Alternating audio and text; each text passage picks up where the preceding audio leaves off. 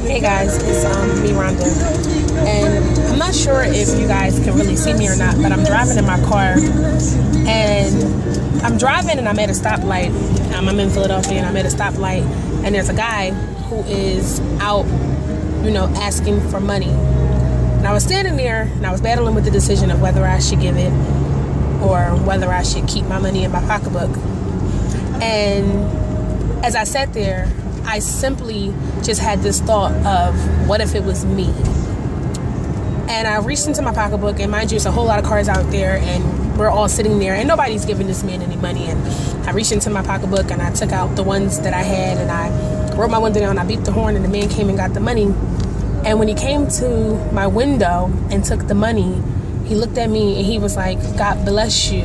He said, "May God please bless you."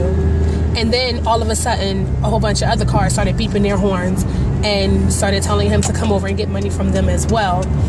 As I watched him collect the money from the other cars, he literally gripped the money so tight and just had a face of gratitude. He gripped the money so tight and began to just whisper something under his breath, as if he was so thankful for whatever it was he just received in that moment.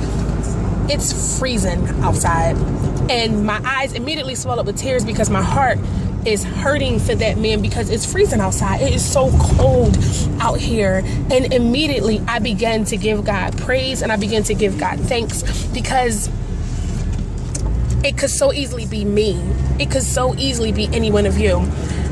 I want all of us to pay close attention to what I'm about to say. Stop murmuring and stop complaining about what you don't have, because what you have, someone is longing for it right now. If you have a roof over your head, if you have a car, if you have a place to stay, if you have a piece of bread in your refrigerator, I need you to be grateful for it right now, and I need you to thank God for what you do have, because there's people out here in this world that are suffering. There's people out here in this world that are dying, and they are longing for a piece of bread. They're longing for a soft pillow at night.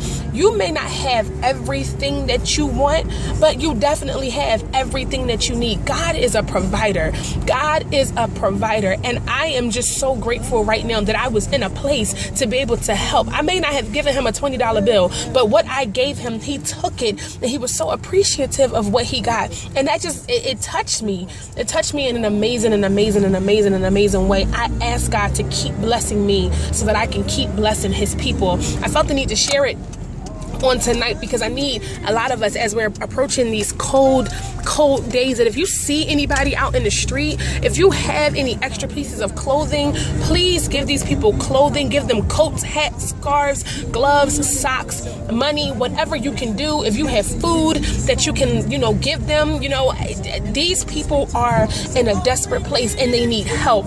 They need a lot of help. And I'm just asking each and every one of you who claim to know God, who claim to love him and claim to love his people, that you will make a vow that you will help out this winter, that you will do whatever you have to do to make sure that these people can have some sense of hope. He was so grateful. He was so grateful. And it just touched my heart. And I'm just happy that I was in a place where I can be of some assistance to him tonight. I don't know what he's going to do with the money, but all I know is that I was in a position to help, and that I helped him.